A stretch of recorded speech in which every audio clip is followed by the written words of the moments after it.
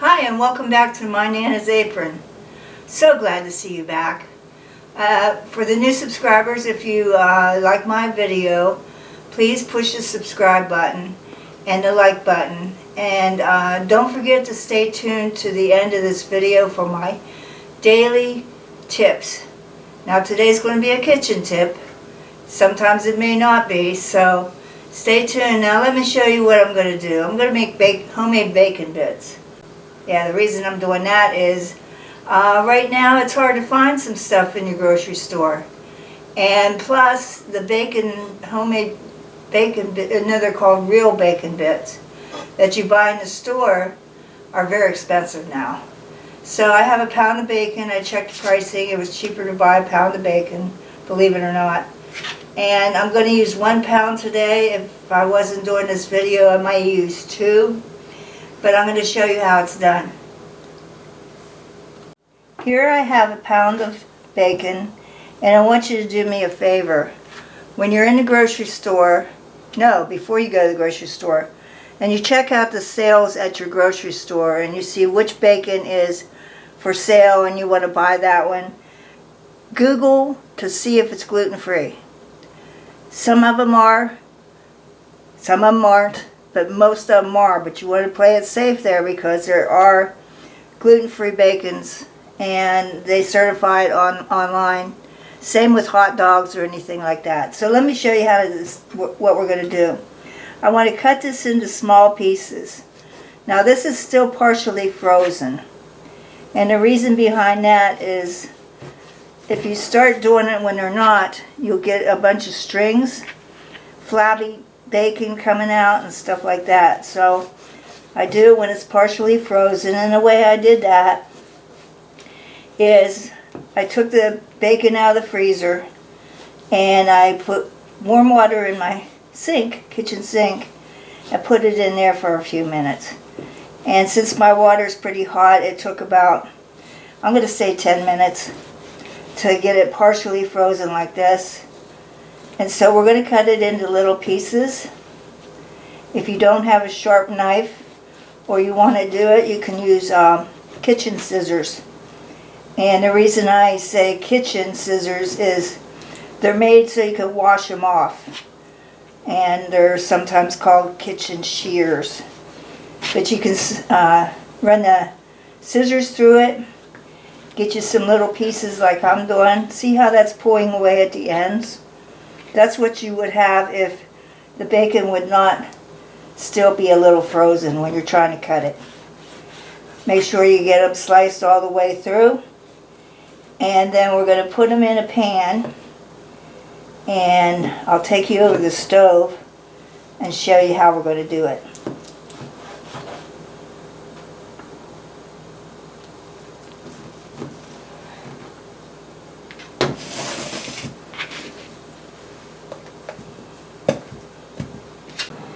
Okay, I have my bacon put in a pan. It still is not broken apart, but the heat will take care of that. Now, there was a question posed to me while I was on break, and that is, do you take the bacon out of the package before you put it in the hot water? No, you keep it in the package before you put it in the hot water. Then once you feel that it's getting thawed out, you can take the package off. Okay, I'm going to start out with my bacon on the stove, and I'm going to pour some water in here. This was debatable on some people's channels, but on other ones they swore by it. I think I may have to put some more water in here later, but we'll see how that goes. I'm going to start out with the heat on medium-high just to get it going, and we want to bring this to a boil. But once it hits that boil, we have to turn it down. So I'm going to turn it on to 7 on my stove. Everybody's stove is different. If you have gas and electric, that's different as far as your knobs go. So I'm going to say medium-high heat just to get the water boiling. And I'll be back. Okay, it's boiling now, and I'm going to turn it down to low. This is a slow process, and you have to be patient. But you have to keep stirring it every once in a while. Don't leave the kitchen and go watch TV. Now getting back to bacon bits, I just want to throw this in real quick. If you see the ones that are crispy in a jar, those ones they have gluten in them. So if anything you buy, read the labels, and I'll have a story about that at another time. But read your labels, even if it's a brand that you've bought before, even like Hormel bacon bits, they may change their way of making things and add some kind of yeast extract and I'm not talking yeast extract, I'm talking with the bad one, the anodized yeast extract. And I actually had that happen to me lately, but we want to bring this down to simmer. And the reasoning behind the water is to draw that fat out of that bacon. So by the time it fries up at the end, and that's after all the water has evaporated, it will get crispy, and that's what I want. I want crispy ones. Okay? So I'll bring you back in a little bit. Okay, I turned my burner up to a medium-high, which I'm back to number 7 on my range. And I want to get that water out, and the whole thing, it was not boiling fast enough, because I think the whole premise behind bacon is to fry it.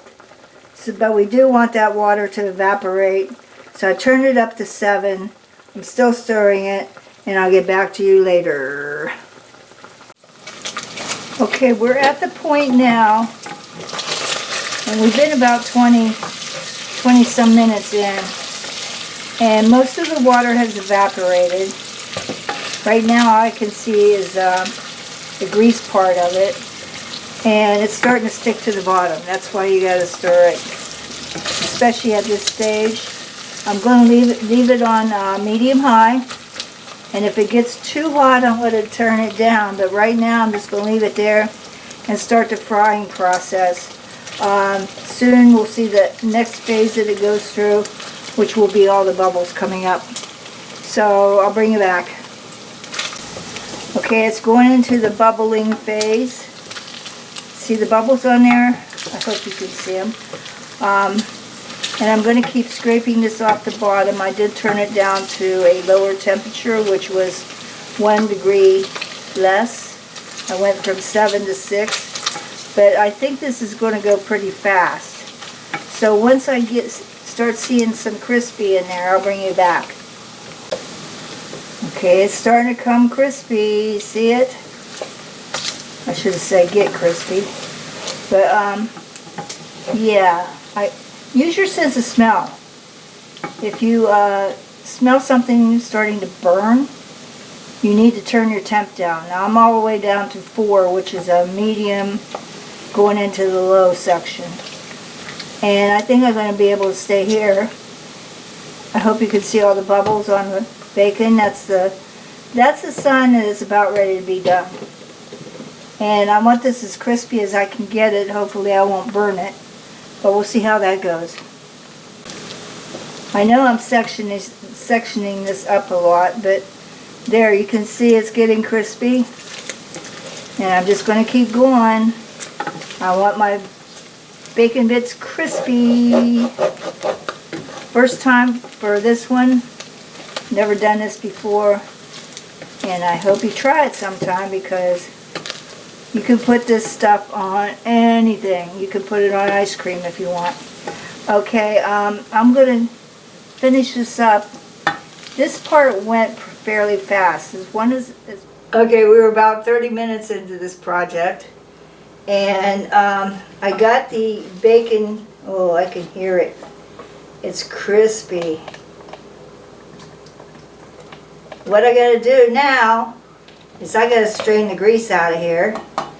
And I'm going to do that with my strainer and a bowl. And this bowl has a spout on it, so when I want to pour it out into my jar to save it for bacon grease, I can throw it in there. I've got a paper plate with paper napkins over here. Ooh, I might have to start eating these. Make sure I don't burn my tongue. You can put this on salads, and you can put it on baked potatoes. The list is endless. You can put it in chocolates if you make Halloween, well, Halloween too. But Valentine's Day chocolates, you can put it in a chocolate. They're crispy enough to hold up.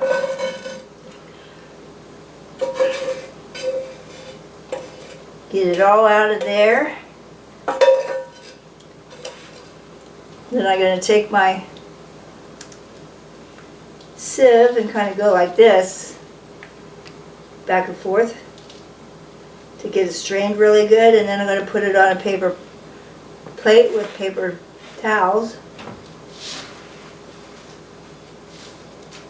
And oh my goodness, I love bacon.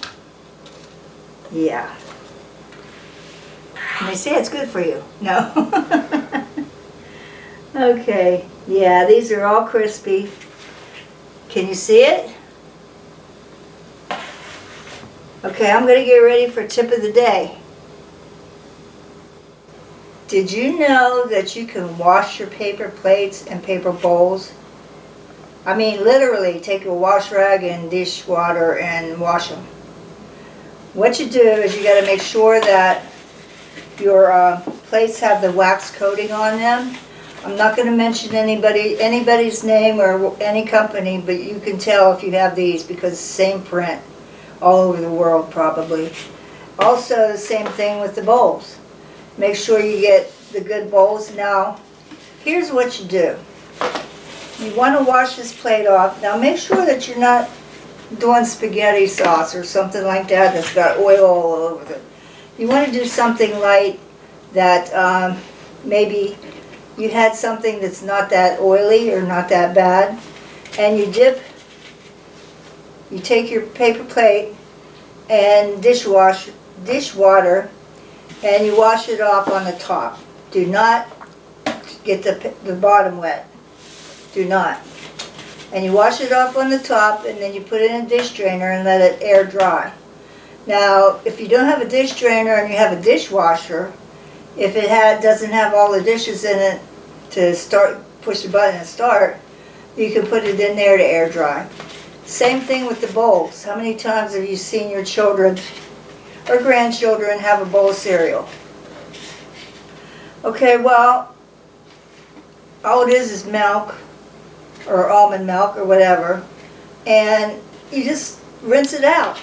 Not even dishwash water. Just rinse it out with water, put it in your drainer and let it air dry. I think we waste too much products that we buy. And let's say Junior has a peanut butter sandwich. He has a peanut butter sandwich. There's a little bit of peanut butter on there. Take a towel and wipe it off and put it back up in your cupboard. It's done. I hope you learned something. Bye.